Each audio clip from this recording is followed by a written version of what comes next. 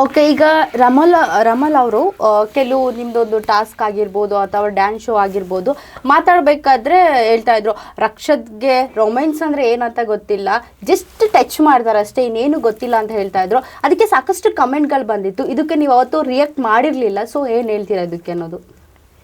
ಇಲ್ಲ, ಅದೇ ನಾನು ಸ್ಟಾರ್ಟಿಂಗಲ್ಲಿ ಹೇಳಿದಾಗ ನಾನು ಎಲ್ಲೂ ಯಾರ ಜೊತೆನೂ ಕಾಣಿಸ್ಕೊಂಡಿದ್ದವನಲ್ಲ. ನಾನು ಎಲ್ಲೇ ಹೋದರೂ ಒಂಟಿಯಾಗೆ ಹೋಗೋದು, ಆರಾಮಾಗಿ ಬರ್ತೀನಿ, ಆರಾಮಾಗಿ ಹೋಗ್ತೀನಿ. ಆ ಥರ ಶೋನಲ್ಲಿ ಎಲ್ರಿಗೂ ಇಷ್ಟ ಆಗಿದೆ ಅಂತ ಅಷ್ಟೇ. ನನಗೊಂದು ಸ್ವಲ್ಪ ಮುಜುಗರ ಎಲ್ಲ ಒಂದು ಕಡೆ. ಅಂದರೆ ನಮ್ಮ ಹೇಳೋರು ನೀನು ಸ್ಕ್ರೀನ್ ಮೇಲೆ ಚೆನ್ನಾಗಿ ಕಾಣಿಸ್ಬೇಕು ಅಂತ ಹೇಳಿದ್ರೆ ರೊಮ್ಯಾಂಟಿಕ್ ಆಗಿರ್ಬೋದು, ಪ್ರತಿಯೊಂದು ಲವ್ ಆಗಿರ್ಬೋದು, ಇದನ್ನೆಲ್ಲ ನೀನು ಕಲಿತಾಗ ನೀನು ಆನ್ ಸ್ಕ್ರೀನಲ್ಲಿ ದೊಡ್ಡ ಸ್ಕ್ರೀನಲ್ಲಿ ನೀನು ಸಕ್ಕತ್ತಾಗಿ ಕಾಣಿಸ್ತೀಯ ಅಂತ.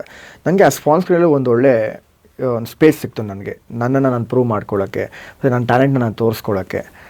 ಅದಕ್ಕೆಲ್ಲ ಒಂದು ಪ್ಲಸ್ ಪಾಯಿಂಟ್ ಆಯಿತು. ಅದಾದಮೇಲೆ ಅದು ಬಿಟ್ಟರೆ ಅವ್ರು ಹೇಳಿದ ನಿಜಾನೇ. ಯಾಕಂದರೆ ನಾನು ಡ್ಯಾನ್ಸ್ ಕ್ಲಾಸ್ಗೆ ಹೋಗ್ಬೇಕಾದ್ರೆ ನಾನು ಮಾಸ್ಟರ್ಗೆ ಹೇಳ್ತಿದ್ದೆ, ಫಸ್ಟು ನೀವು ಸ್ಟೆಪ್ ತೋರಿಸ್ಬಿಡಿ, ಆಮೇಲೆ ನಾನು ಮಾಡ್ತೀನಿ ಅಂತ ಹೇಳ್ತಿದ್ದೆ. ಯಾಕಂದರೆ ಸ್ವಲ್ಪ ನಂಗೆ ನಾಚಿಕೆನೆ ಮುಟ್ಟೋಕ್ಕೆ. ಹಂಗೆಲ್ಲ ಮಾಡ್ಬೋದು, ಹಿಂಗೆ ಅಂದ್ಕೊಂಡು ಹಿಂಗೆ ತಿರುಗಿಸ್ಬೋದು, ಹಿಂಗೆ ಬೆಂಡ್ ಮಾಡು, ಏನೋ ಮಾಡ್ಬೋದು, ಅದೇನೋ ಹಿಂಗೆ ಮಾಡು ಹಿಂಗೆಲ್ಲ ನನಗೆ ಸಿಕ್ಕಾಬಿಟ್ಟೆ ನಾಚಿಕೆ ಆಗುತ್ತೆ ಅಂತ ಹೇಳ್ತಿದ್ದೆ. ಆದ್ರೂ ಪ್ರತಿಯೊಂದು ವಾರನೂ ಎಲ್ಲೋ ಒಂದು ಕಡೆ ರಕ್ಷಕ್ ಚೇಂಜಸ್ ಕಾಣಿಸ್ತು. ಜಡ್ಜಸ್ ಕಮೆಂಟ್ ಆಗಿರ್ಬೋದು, ನಿರಂಜನಣ್ಣ ಸಪೋರ್ಟ್ ಆಗಿರ್ಬೋದು, ನನ್ನ ಇಡೀ ಟೀಮ್ ಸಪೋರ್ಟ್ ಆಗಿರ್ಬೋದು.